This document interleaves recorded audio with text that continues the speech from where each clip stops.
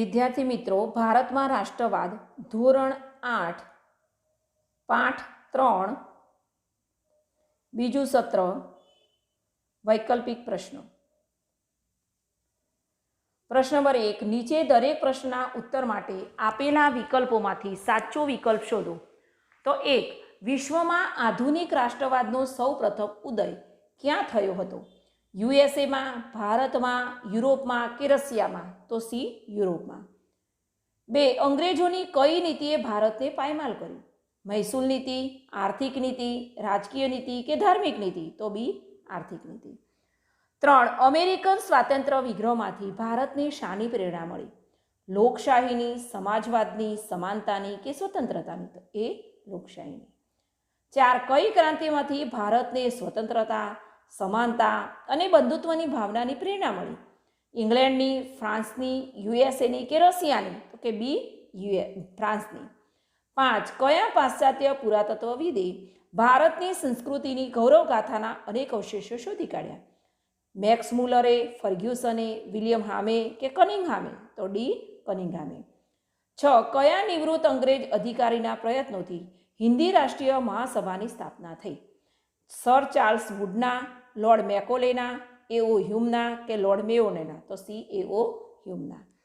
હવે 7, હિન્દી રાષ્ટ્રીય મહાસભાના પ્રથમ અધિવેશનના પ્રમુખ કોણ હતા? વ્યોમેશચંદ્ર બેનર્જી, દાદાભાઈ નવરોજી, સુરેન્દ્રનાથ બેનર્જી કે બદરુદ્દીન તૈયબ? એટલે પ્રથમ અધિવેશનના પ્રમુખ તો કે વ્યોમેશચંદ્ર બેનર્જી.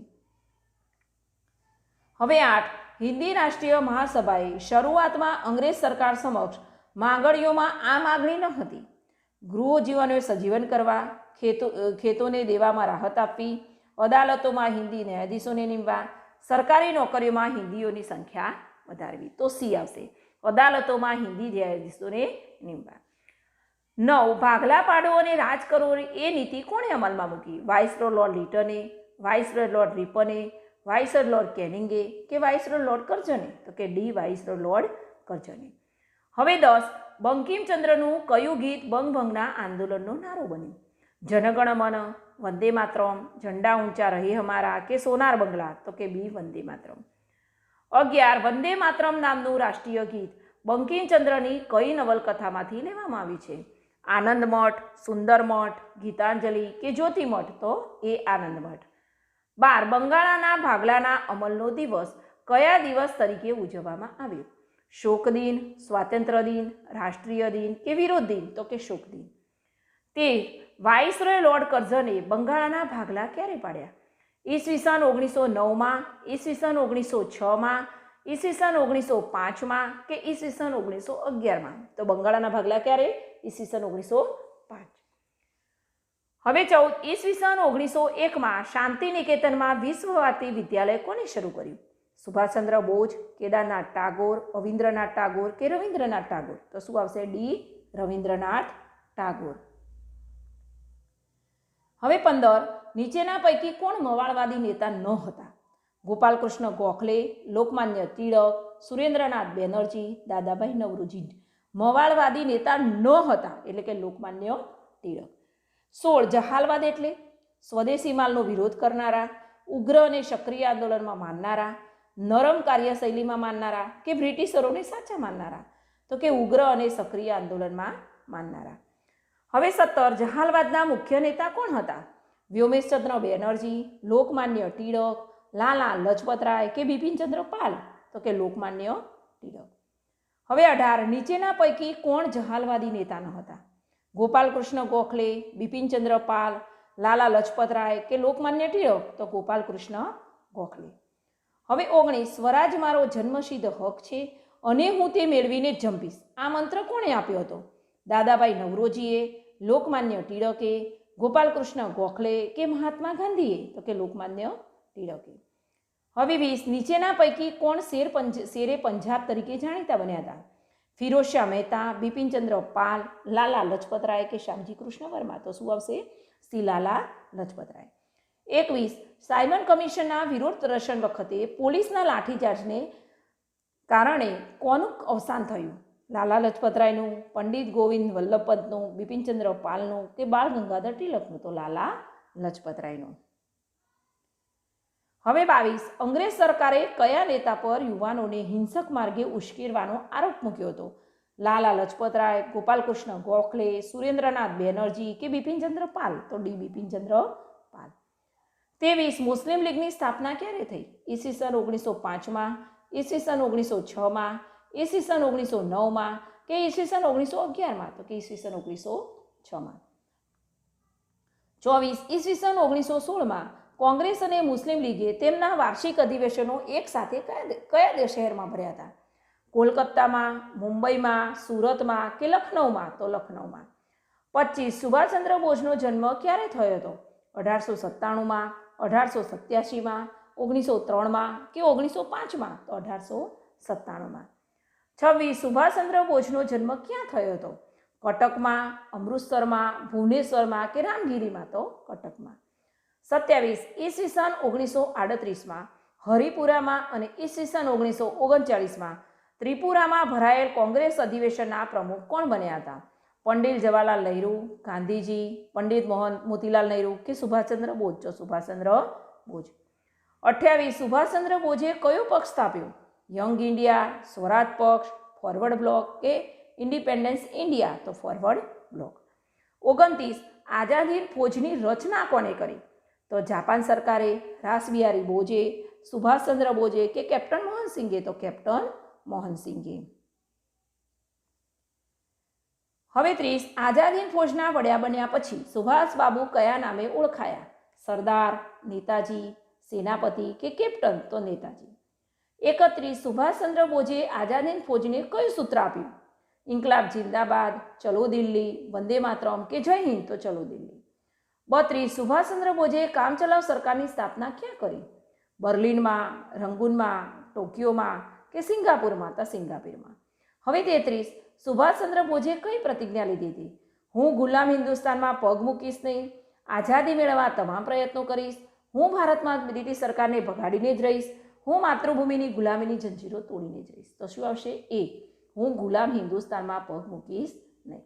34, પ્રથમ વિશ્વ દરમિયાન કયા દેશ પર અણુબોમ્બ ફેંકવામાં આવ્યા? યુએસએ, જર્મની, જાપાન કે ઇંગ્લેન્ડ? તો જાપાન. હવે પ્રશ્ન નંબર 2, યોગ્ય શબ્દો કે અંકો વડે નીચેની વિધાનોની ખાલી જગ્યાઓ પૂરો. પહેલું, પોતાના રાષ્ટ્ર પ્રત્યે એકાત્મ અને ગૌરવની ભાવના એટલે ખાલી જગ્યા? તો રાષ્ટ્રવાદ. 2, આધુનિક રાષ્ટ્રવાદનો સૌપ્રથમ ઉદ્ભવ ખાલી જગ્યામાં થયો હતો? તો યુરોપ. 3, અંગ્રેજોના શાસન પહેલા ભારતમાં ખાલી જગ્યા એકતાનો અભાવ હતો? તો રાજકીય. 4, ભારતની પ્રાદેશિક ભાષામાં રચાયેલા સાહિત્યે ખાલી જગ્યાનો સંદેશો આપ્યો? તો રાષ્ટ્રભક્તિ. 5, ભારતમાં ખાલગીયા ચેતના ફેલાવવામાં વર્તમાનપત્રોએ નોંધપાળો ફાળો આપ્યો? તો રાષ્ટ્રીય. હવે 6, ભારતીય પુરાતત્વવિદ ખાલી જગ્યાએ અનેક પ્રાચીન અવશેષો શોધ્યા હતા? તો ભગવાનલાલ ઇન્દ્રજી.